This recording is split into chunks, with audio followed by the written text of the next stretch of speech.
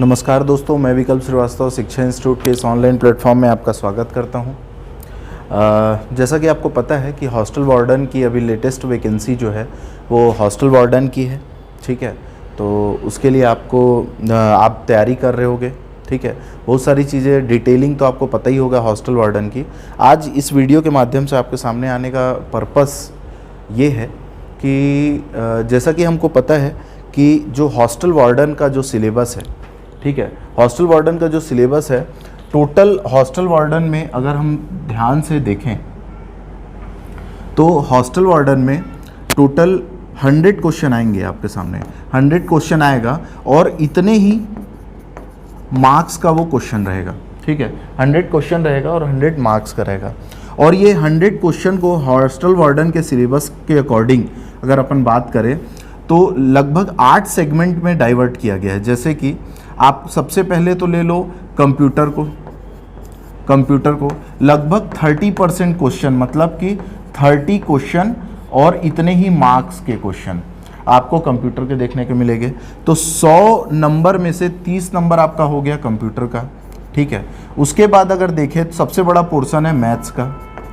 ठीक है, मैथ्स में अगर आपको देखा जाए तो लगभग 25 क्वेश्चन मिलेगा जो कि इतने ही मार्क्स का होगा। 25 क्वेश्चन हो गया। ठीक है, टोटल कितना हो गया? 55 मार्क्स हो गए। ठीक है, उसके बाद अगर अपन देखें तो करंट अफेयर आपको देखने को मिलेगा। 5 क्वेश्चन देखने को मिलेगा और इतने ही मार्क्स का ये रहेगा करंट अफेयर। ठीक है, उसके बाद आपको पेडागोजी का एक पोर्शन देखने को मिलेगा जिसको आप बाल विकास के नाम से भी जानते हो।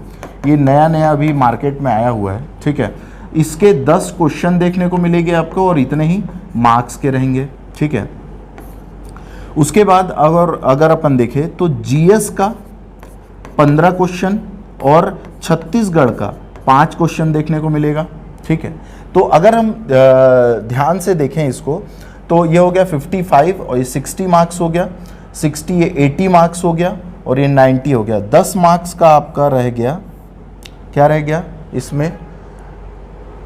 मैथ्स हो गया, करंट अफेयर हो गया, बाल लैंग्वेज हो गया। ठीक है, लैंग्वेज हो गया। लैंग्वेज में आपको पढ़ना है हिंदी और इंग्लिश। ये टोटल कितने मार्क्स का होगा? 10 क्वेश्चन रहेगा और ये 10 मार्क्स का रहेगा। अगर स्पेसिफिकली मैं आपको बताऊं तो हिंदी आपका आएगा 5 क्वेश्चन 5 मार्क्स का और इंग्लिश आएगा 5 क्वेश्चन 5 मार्क्स का। ठीक है, आज इस वीडियो के माध्यम से मैं आपको ये बताना चाह रहा हूं कि 2 चीज़ है। जीएस का जो पोर्शन है वो 15 नंबर का आपके सामने रहेगा। ठीक है, और ये जो 15 मार्क्स आएंगे आपके सामने, ये 15 मार्क्स का जो क्वेश्चन आएगा वो लगभग 6 सेगमेंट में बटा हुआ है। कितने सेगमेंट में? 6 सेगमेंट में बटा हुआ है, जिसमें पहला सेगमेंट आता है हिस्ट्री का, दूसरा सेगमेंट आता है पॉलिटी का, तीसरा सेगमेंट आता है ज्योग्राफी का, चौथा सेगमेंट आता है इकोनॉमिक्स का और 5वां सेगमेंट आता है आपका साइंस का और 6वां सेगमेंट आता है जो फिजिकल एजुकेशन होता है। ठीक है, फिजिकल एजुकेशन होता है, उसका एक सेगमेंट जोड़ा गया है, 6वां सेगमेंट। ठीक है, और ये जो फिजिकल एजुकेशन है उसके लगभग 4 क्वेश्चन आएंगे, साइंस के 3 क्वेश्चन आएंगे, बाकी के 2-2 क्वेश्चन, मतलब 8 क्वेश्चन आएंगे। ठीक है, तो ये 15 नंबर को स्पेसिफिकली बता दिया गया है कि भैया आपके जो कोर जीएस के सब पोर्शन है, मतलब कि हिस्ट्री हो गया, पॉलिटी हो गया, ज्योग्राफी हो गया और इकोनॉमिक्स हो गया, उससे आपको 8 क्वेश्चन देखने को मिलेगा। आपको साइंस के 3 क्वेश्चन देखने को मिलेंगे और फिजिकल एजुकेशन के 4 क्वेश्चन देखने को मिलेंगे। ठीक है, तो मेरा आपसे आपके सामने आने का मतलब यह है कि अगर आप हॉस्टल वार्डन की तैयारी कर रहे हो तो इस 15 नंबर के लिए आपको बहुत सारा चीज़ पढ़ना पड़ेगा। ठीक है, बहुत बड़ा पोर्शन कवर करना पड़ रहा है ना, तो इसमें आपका टाइम बचाना हमारा पर्पस है। ठीक है, इसके लिए हम आपके सामने टॉप 10 जीएस क्वेश्चन की सीरीज ला रहे हैं। ठीक है, और अगर आप जीएस के हॉस्टल वार्डन की तैयारी में इंटरेस्टेड हैं, ठीक है, तो जीएस का पोर्शन की तैयारी आप हमारे साथ कर सकते हैं। और ये जो टॉप 10 क्वेश्चन रहेंगे उसमें फिजिकल वेरिफिकेशन का भी वही पोर्शन, साइंस का वही पोर्शन और जीएस के कोर सब्जेक्ट का वही पोर्शन रहेगा। ठीक है। फिजिकल वेरिफिकेशन के लिए जो जो जैसे योग हो गया, ठीक है, शिक्षा, खेल हो गया, ठीक है, शिक्षा से संबंधित जो योजनाएं सरकार संचालित करी वो उसके अलग अलग से वीडियो आपके सामने लाते रहेंगे, ठीक है। लेकिन ये जो सीरीज़ रहेगी टॉप 10 जीएस की सीरीज़ की, उसमें नए क्वेश्चन मिलेंगे आपको, ठीक है, और ऐसे क्वेश्चन मिलेंगे जो आपके लिए जीएस की तैयारी करने में सहायक होंगे, हॉस्टल वार्डन के और अन्य एग्ज़ाम के भी, ठीक है। तो चलिए स्टार्ट करते हैं। आज इसका पहला वीडियो है, ठीक है। तो इसमें जीएस के आपको क्वेश्चन देखने को मिलेंगे, ठीक है। देखिए पहला क्वेश्चन देखते हैं। पहला क्वेश्चन क्या बोल रहे हैं, नरम पंक्तियों के संदर्भ में निम्नलिखित में से कौन सा कथन सत्य है, ठीक है। नरम पंक्तियों के संबंध में निम्नलिखित में से कौन सा कथन सत्य है। उनका सामाजिक आधार कस्बों में जमींदार और उच्च मध्यम वर्ग थे, ठीक है। मतलब जो नरम पंथी लोग थे उनका सामाजिक आधार कौन थे, जमींदार वर्ग, उच्च और मध्यम वर्ग थे, ठीक है। दूसरा, उन्होंने संवैधानिक सुधारों और सेवाओं में भारतीयों के लिए हिस्सेदारी की मांग की थी, ठीक है। तीसरा क्या बोलते हैं, उनका मानना था कि ब्रिटिश के साथ राजनीतिक संबंध भारत के ब्रिटिश शोषण को बनाए रखेगा, ब्रिटिश शोषण को बनाए रखेगा, ठीक है। अब इसमें हमको क्या करना है, सही कथन का चयन करना है। कथन सत्य है, कौन कौन से कथन सत्य हैं, ऑप्शन देख लो। केवल 1 व 2 सही है क्या, केवल 1 व 3 सही है क्या, केवल 2 व 3 सही है क्या, केवल 2 सही है क्या, ठीक है। मेरा आपसे अनुरोध है कि अगर आपको इसका आंसर पता हो, ठीक है, तो आप अपने मन से पहले ट्राई किए करिए, फिर मैं आंसर बताता हूं आपको, ठीक है। देखो नरमपंथी जो थे उनका सामाजिक आधार कौन था, मध्यम वर्ग के और उच्च वर्ग के और जमींदार वर्ग, ठीक है। नरमपंथी बेसिकली कौन थे, जो ब्रिटिश वहाँ जो पाश्चात्य संस्कृति थे उससे थोड़े प्रभावित थे, ठीक है। तो वो चाहते थे कि हमको, वो संवैधानिक सुधारों की बात करते थे, ठीक है, संवैधानिक सुधारों की बात करते थे और वो बोलते थे कि अगर ब्रिटिश के साथ राजनीतिक संबंध हम स्थापित कर लिए, ठीक है, ब्रिटिशर्स के साथ राजनीतिक संबंध स्थापित कर लिए तो ब्रिटिशर्स जो शोषण कर रहे हैं उसको कंट्रोल कर देंगे, बंद कर देंगे, ठीक है। तो इससे हम समझते हैं कि पहला क्या बोल रहा है, सामाजिक आधार क्या था, कस्बों में जमींदार और उच्च मध्यम वर्ग थे, उनका सामाजिक आधार नरमपंथियों का, ठीक है।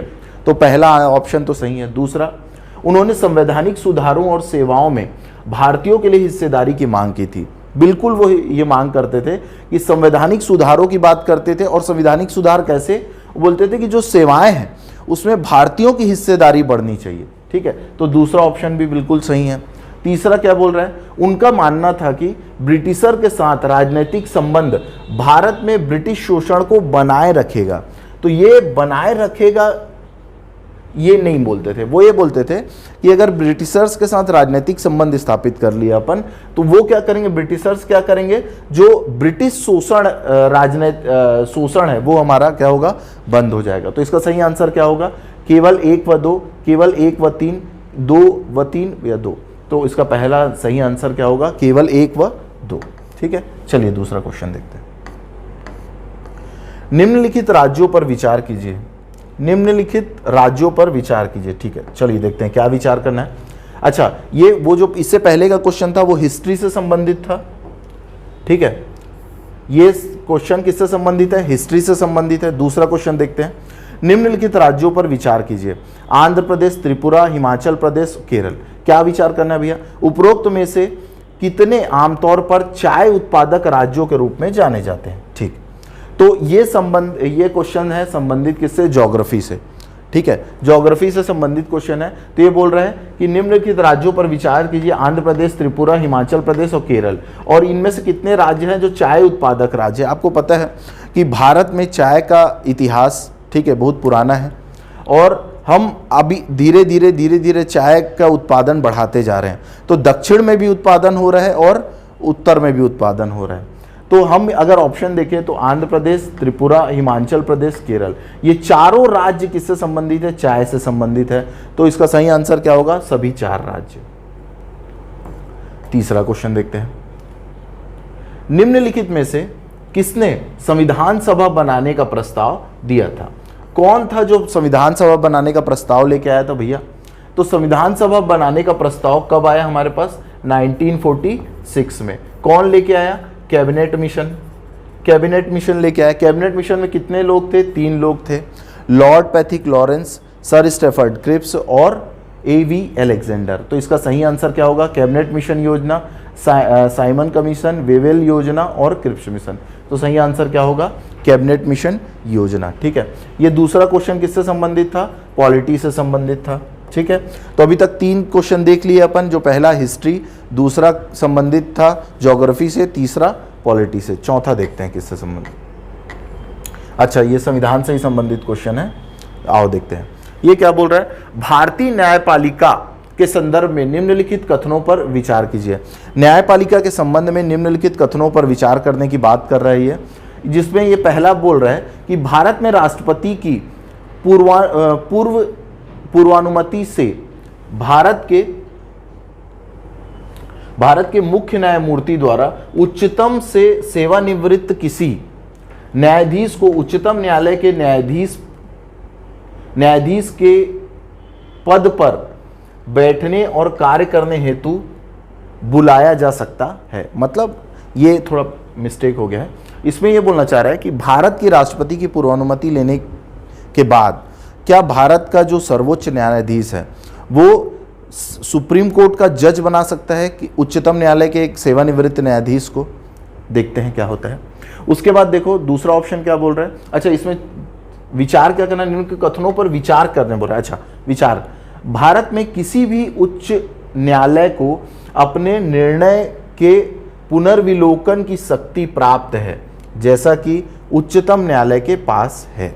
ठीक है, ये बोल रहा है कि जैसे उच्चतम न्यायालय के पास एक शक्ति है वो पुनर्विलोकन करने की, मतलब किसी एक विषय पर अगर कोई निर्णय दे दिया गया है तो जरूरी नहीं है कि वो निर्णय कभी ना बदला जाए, उसको बदला जा सकता है। ठीक है, और दूसरा क्या बोल रहा है? भारत के किसी भी उच्च न्यायालय को अपने निर्णय को पुनर्विलोकन कर सकता है। कि ये जो शक्ति सुप्रीम कोर्ट के पास है, क्या वो शक्ति सेम शक्ति हाई कोर्ट के पास है? अब क्या विचार करना है? बोल रहा है भैया उपरोक्त कथनों में से कौन सा कथन सही है? सही कथन पर विचार कीजिए। तो ये जो पॉलिटी का क्वेश्चन है, इसमें पहला क्या बोल रहा है? भारत में राष्ट्रपति को की पूर्वानुमति से भारत के मुख्य न्यायमूर्ति द्वारा, मतलब सुप्रीम कोर्ट के चीफ जस्टिस के द्वारा, क्या रिटायर्ड जज को, हाई कोर्ट के रिटायर्ड जज को सुप्रीम कोर्ट का जज बनाया जा सकता है? बिल्कुल। आर्टिकल 128 हमको सर्वोच्च न्यायालय के चीफ जस्टिस को ये अधिकार देता है कि वो चाहे वो सुप्रीम कोर्ट का रिटायर्ड जज हो या हाई कोर्ट का रिटायर्ड जज हो, अगर उसमें योग्यता है सुप्रीम कोर्ट का जस्टिस बनने की, तो उसको अस्थायी समय के लिए, अस्थायी तौर पे जज के रूप में नियुक्त किया जा सकता है। लेकिन इस नियुक्ति से पहले आपको राष्ट्रपति की पूर्व अनुमति की आवश्यकता होगी। ठीक है, तो पहला कथन तो भैया पूरी तरीके से सही है, आप समझ गए। दूसरा क्या बोल रहा है? भारत के किसी भी उच्च न्यायालय को अपने निर्णय का पुनर्विलोकन कर सकते हैं क्या? बिल्कुल कर सकते हैं। सुप्रीम कोर्ट को यह शक्ति प्राप्त होती है आर्टिकल 137 से। आर्टिकल 137 बोलता है कि सुप्रीम कोर्ट के जो न्यायाधीश रहते हैं वो अपने निर्णय, क्योंकि वो अभिलेख न्यायालय के रूप में काम करते हैं, ठीक है, तो अभिलेख न्यायालय के रूप में काम करने के कारण वो अपने निर्णय का पुनर्विलोकन कर सकते हैं। सेम यही शक्ति उठा के हाई कोर्ट को दे दी गई है और हाई कोर्ट को ये बोला गया है कि भैया आप भी अपने निर्णय का पुनर्विलोकन कर सकते हैं। आर्टिकल 226 हाई कोर्ट के लिए ये अधिकार कहां से आता है? आर्टिकल 226 से आता है और सुप्रीम कोर्ट के लिए आर्टिकल 137 से ये अधिकार प्राप्त होता है, आर्टिकल 137 से। ठीक है, तो इसका सही आंसर क्या होगा? केवल एक, केवल दो, एक व दो दोनों। तो इसका सही आंसर क्या होगा? एक और दो दोनों। ठीक, चलिए आगे बढ़ते हैं। तीसरा क्वेश्चन, ठीक है, नेक्स्ट क्वेश्चन है आर्थिक मंदी, मतलब इकोनॉमिक्स से संबंधित ये क्वेश्चन। देखो क्या पूछता है, आर्थिक मंदी के समय निम्नलिखित में से कौन सा कदम उठाए जाए कि सर्वाधिक संभावना होती है? अच्छा, मतलब ये बोल रहा है कि अगर आपके देश में आर्थिक मंदी आई हुई है, आर्थिक मंदी से क्या समझते हो आप? आर्थिक मंदी में वो स्थिति होती है जब लोगों के पास पैसा नहीं होता, परचेसिंग पावर कम हो जाती है। बेसिकली वो डिमांड कम होता है, और डिमांड कम होने का रीजन क्या होता है? आपकी परचेसिंग पावर कम होते जा रही है, इसलिए आप डिमांड नहीं कर पा रहे हो। और परचेसिंग पावर कम कब होती है? जब आपके पास पैसे नहीं होते हैं, ठीक है। तो कभी भी आर्थिक मंदी आ रही है मतलब आपकी जनता के पास पैसे की कमी है। तो अब उसके लिए जब अगर हमारे देश में आर्थिक मंदी आएगी तो सरकारें क्या उपाय करेगी, ये देखना है। कर की दरों में कटौती के साथ साथ ब्याज की दर में वृद्धि करना, ठीक है। कर की दर में कटौती कीजिए। कर मतलब क्या होता है? टैक्स। टैक्स की दर में कटौती की जा सकती है, बिल्कुल की जा सकती है। अगर आपके पास पैसा नहीं है तो आप चाहोगे कि आपके नागरिकों का से कम पैसा ले हम, तो कटौती की जा सकती है। के साथ साथ ब्याज की दरों में वृद्धि। भैया अगर ब्याज की दरों में वृद्धि, इंक्रीज कर दोगे इंटरेस्ट को, भाई इंटरेस्ट के रेट को अगर आप इंक्रीज कर दोगे तो आप लोग आपसे पैसा लेंगे कैसे, बोरो कैसे करेंगे? और जब तक पैसा बोरो नहीं करेगा तो लोगों के पास पैसा आएगा कैसे, है ना? तो ये ऑप्शन तो सरासर गलत हो गया क्योंकि इस लाइन के कारण, ठीक है।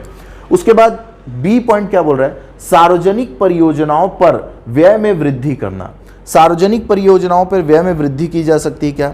बिल्कुल की जा सकती है। अगर आपके देश में आर्थिक मंदी छाई हुई है तो आप चाहते हो कि आपके लोगों के पास पैसा डिलीवर हो, और आपके लोगों के पास पैसा कैसे डिलीवर होगा? जब सरकार खर्चे करेगी तब तो लोगों के पास पैसा आएगा ना। तो सरकार क्या करती? ज़्यादा से ज़्यादा रोड बनाएगी, कंस्ट्रक्शन करेगी, कैपिटल एक्सपेंडिचर को बढ़ाएगी, रेवेन्यू एक्सपेंडिचर को बढ़ाएगी, जिससे क्या होगा? लोगों के पास पैसा आएगा। पैसा आने से परचेसिंग पावर आएगी, परचेसिंग पावर आने से डिमांड में इंक्रीज देखने को मिलेगा, मार्केट में बूम आएगा और मंदी क्या हो जाएगी? खत्म हो जाएगी। तो बिल्कुल option B is right answer, ठीक है। तीसरा भी देख लेते हैं, कर की दरों में वृद्धि। कर की दरों में भैया अगर आप वृद्धि करते हो तो आप मंदी के समय और क्या जनता को मारना चाहते हो क्या? भाई कर की दर को क्यों बढ़ा रहे हो आप? आपको तो लोगों के पास पैसा डिलीवर करना है ना। तो इसी बात से क्या होता है? टोटल ये गलत हो जाता है। साथ साथ ब्याज की दर में कमी, हाँ ये ठीक है, ब्याज की दर में आप कमी कर सकते हो, बट पहला वाला पोर्शन इसका गलत है। सार्वजनिक परियोजनाओं पर व्यय में कमी नहीं भाई। अगर आप सार्वजनिक परियोजनाओं में व्यय में कम करोगे तो लोगों के पास पैसा कहां से आएगा? तो इसका राइट आंसर क्या होगा बच्चों? Answer B. चलिए आगे देखते हैं।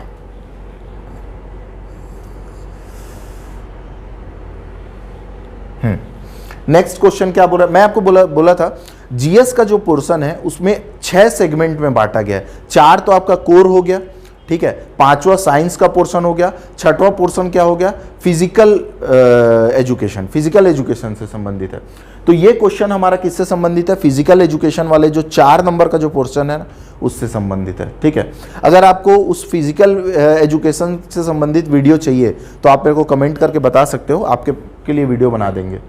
किस प्राचीन भारतीय ग्रंथ का श्रेय ऋषि पतंजलि को जाता है और इसे योग के दर्शन और अभ्यास पर मूलभूत कार्य माना जाता है, ठीक है। योग के अध्ययन और अभ्यास पर मूलभूत कार्य माना जाता है। पहला क्या है? भगवत गीता, दूसरा रामायण, तीसरा मनुस्मृति, चौथा क्या है? योग सूत्र। तो आप सबको पता है बच्चों, ऋषि पतंजलि जो थे वो उनकी ग्रंथ का क्या नाम था? योग सूत्र, ठीक है। योग सूत्र है, और योग सूत्र है तो इसका राइट आंसर क्या होगा? Option D. योग सूत्र का अपन प्रयास करेंगे वीडियो लाने का। चलिए पहले तो आगे बढ़ते हैं। किसने कहा कि योग किसी व्यक्ति के विकास को एक ही जीवन या कुछ माह या किसी व्यक्ति के शारीरिक अस्तित्व के कुछ घंटों में संकुचित करने का साधन है, ठीक है। ये किसने कहा था? तो इसका आंसर क्या होगा? स्वामी विवेकानंद। देखिए जो फिजिकल एजुकेशन का क्वेश्चन है वो सबके लिए नया पोर्शन है, ठीक है। तो हम ये प्रयास कर रहे हैं कि जो बीते एग्जाम में जो फिजिकल एजुकेशन से संबंधित एग्जाम हुए हैं उसमें जो ऑब्जेक्टिव क्वेश्चन पूछे गए हैं उस क्वेश्चन को अलग अलग स्टेट में जो पूछे गए हैं उसको उठा के आपके सामने लाए। तो जैसे फिजिकल एजुकेशन का एक पार्ट है योग, ठीक है। तो योग का ये जो 2 क्वेश्चन मैं उठाया हूं वो प्रीवियस ईयर क्वेश्चन में आ चुके हैं, ठीक है। प्रीवियस ईयर में ये 2 क्वेश्चन पूछ चुका है। तो ये क्या होगा कि हो सकता है वो रिपीट हो जाए क्वेश्चन, ठीक है। तो ये दोनों क्वेश्चन आपको रिपीटेड लगेंगे, ठीक है। हाँ, चौथा क्या है? चौथा वही फिजिकल एजुकेशन वाले पोर्शन से है। उसमें एक पोर्शन है कि शिक्षा से संबंधित योजनाएं, ठीक है, तो वो शिक्षा से संबंधित योजनाओं से संबंधित क्वेश्चन है। क्वेश्चन इज सरस्वती साइकिल योजना के संबंध में सही कथन का चयन कीजिए। मतलब आपको इसमें सही कथन चुनना है। कथन क्या है? इसमें SC ST और OBC वर्ग की छात्राओं को लाभार्थी बनाया गया है। दूसरा है कि 9वीं कक्षा की छात्राओं को इसका लाभ मिलेगा।